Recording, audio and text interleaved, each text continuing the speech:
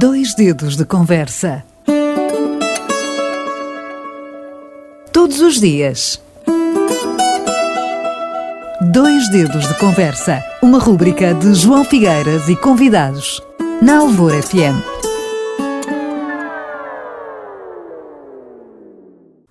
Temos hoje em antena o nosso arquiteto Ricardo Camacho, que ao longo de várias colaborações nos tem trazido aqui temas de grande importância para a sustentabilidade e o futuro do nosso Algarve, abordando depois o tão conhecido PRR, Plano de Recuperação e Resiliência, que, como já se sabe, está associado à recuperação económica do país, com os tão esperados dinheiros da bazuca. Bom dia, Ricardo.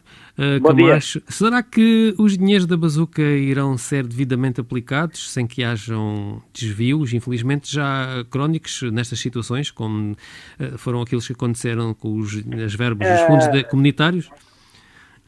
Exato. Um mau pronúncio é chamarmos-lhe bazuca. Sim. E não plano de recuperação e resiliência, porque aí começa logo o problema. Ou seja, o entendimento de que estes eram dinheiros para alavancar a economia é um pouco contra a corrente, porque o compromisso da Comunidade Europeia é de que existe um plano que não é só de recuperação, mas também é de resiliência.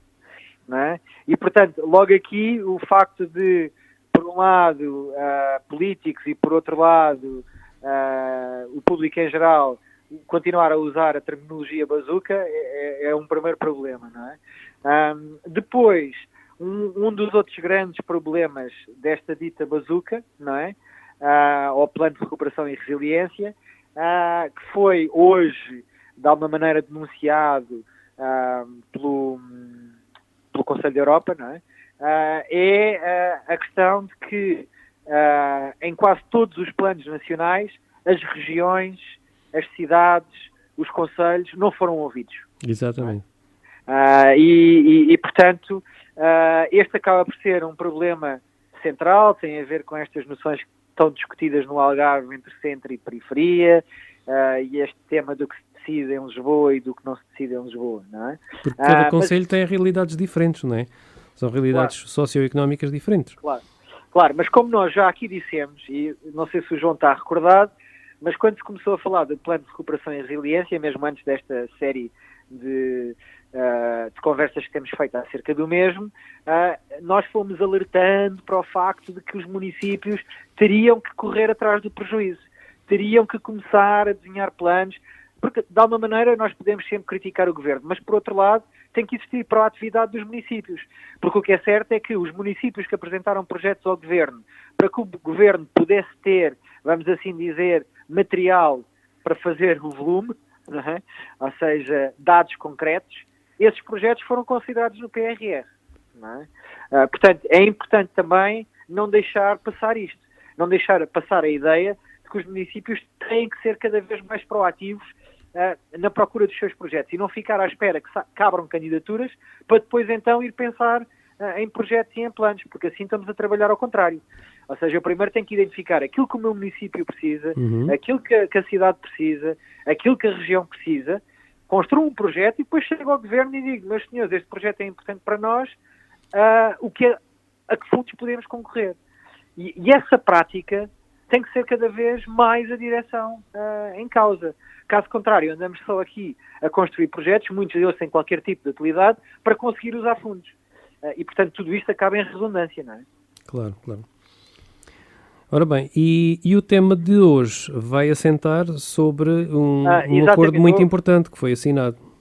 É um acordo que parece inofensivo, é mais um acordo no âmbito do PRR assinado pelo Ministério do Ambiente e da Ação Climática, com diferentes parceiros institucionais e privados, que vai provavelmente mobilizar grandes alterações na indústria da construção civil ou no setor da construção civil. Não é?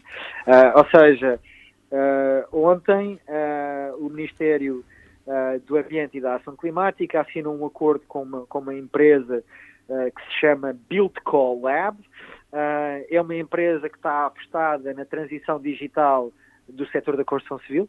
não é? E, portanto, vem trazer, de alguma maneira, a ideia de que não vamos poder continuar mais tempo sem digitalizar os processos de construção. E quando me refiro à digitalização na construção civil, não passa só pela partilha de informação entre empresas de construção, projetistas, entidades ou autoridades, manufatura de materiais de construção, não. Passam também para a própria preparação de obra, pelo uso de modelos tridimensionais que informam não só o processo de desenho de obra, mas também o processo de recursos, ou seja, de onde vem o material, como chega à obra, como é aplicado, como é certificado, que depois serão fundamentais naquilo que será a manutenção do edifício pós-obra. Ou seja, eu depois poder ter um modelo tridimensional que poderá estar disponível numa cloud, não é? Virtual, a empresas de manutenção, ao proprietário, ao arrendatário, aos próprios abastecedores de material, será fundamental para essa eficiência. Ou seja, o ponto, um exemplo que representa muito bem isto é eu com um modelo que está interligado entre os fornecedores de um edifício, por exemplo, e os usuários. Se uma lâmpada se fundir, o fornecedor da lâmpada sabe de imediato que há uma lâmpada que está em falta naquele edifício, não é?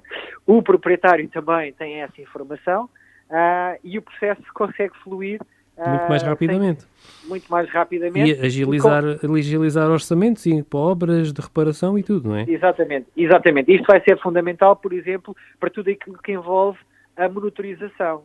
Ou seja, termos compartimentos que estão a ser aquecidos quando não estão a ser usados, termos fugas de água, por exemplo, sejam elas em autocolismos, não é? Sejam elas na infraestrutura maior.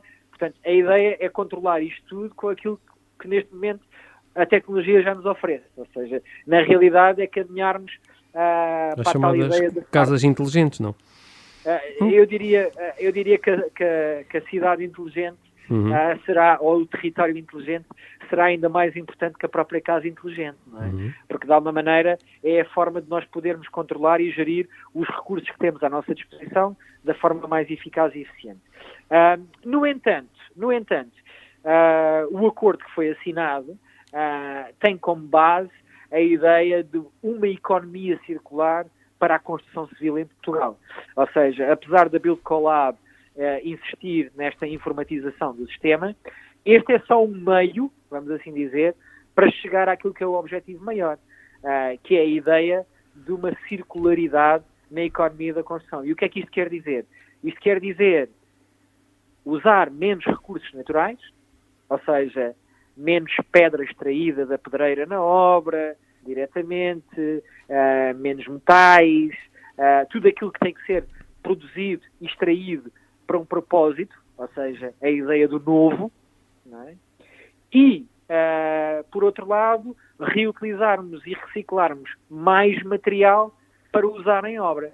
Isto significa não só usar produtos na construção civil que são reciclados, mas também, e essencialmente, uma atitude de reutilização de material. Ou seja, gestão de material instaleiro, reutilização de material demolido, caso a obra considere demolição, tornar mais eficiente a intervenção em edifícios. Por exemplo, temos aqui discutido imenso, e agora vou outra vez tocar na tecla do edifício Mabor, temos aqui discutido imenso a questão das intervenções e da reabilitação urbana. É provavelmente pensar a reabilitação urbana com menos demolição, ou seja, reduzir ao mínimo a produção de material de demolição, ou seja, de resíduos, e tentar aproveitar ao máximo aquilo que existe, não é? Isto vai exigir, não só por parte da indústria, mais capacidade de resposta, mais produtos e tudo mais, não é? Mas também por parte dos projetistas um outro tipo de atitude. Ou seja, os projetistas têm que ter claramente uma atitude que é uma atitude onde a concepção da nossa relação e da nossa responsabilidade perante esta economia circular é maior que o programas técnico, com a minha autoria, com o meu orgulho pela minha obra. Ou seja, este orgulho tem que deixar de ser estético e passar a ser o da conduta correta por um ecossistema que é E mais pela biodiverso, sustentabilidade, não é? que é mais biodiverso e mais Exato. sustentável. E este é um e passo que para todos têm que dar. concluirmos, o tempo é sempre escasso, Ricardo. Claro, claro. Para concluirmos, eu deixava aqui só uma importante nota, que eu acho que é importante refletir. A construção civil, e isto são dados que foram lançados no âmbito da assinatura deste protocolo e que provavelmente no Algarve até são mais gravosos. Ou seja, eu queria deixar aqui esta nota, que em Portugal a construção civil absorve 70% dos recursos naturais extraídos em Portugal, essencialmente minerais, ou seja, tudo que são pedras, areias, não é? E por outro lado, a construção civil em Portugal é responsável por 30% dos resíduos produzidos, não é? Ou seja, isto num ano em que basicamente o antropoceno, não é? A grande mudança entre a matéria produzida pelo homem e a matéria da terra viraram balança, ou seja, num ano em que a matéria que nós produzimos tem mais peso na terra do que a matéria da terra, é importante começarmos a refletir em como vamos conseguir inverter isto. Não é? E a construção civil tem uma grande responsabilidade num território onde tem tanta importância, quer ao nível da economia, quer naquilo que é o motor maior do Algarve, que é o turismo. Não é? Muito obrigado, Ricardo Camacho. Obrigado uma vez mais pela sempre preciosa colaboração em 2 Dedos de Conversa. Obrigado. 2 Dedos de Conversa. Todos os dias. 2 Dedos de Conversa. Uma rúbrica de João Figueiras e convidados. Na Alvor FM.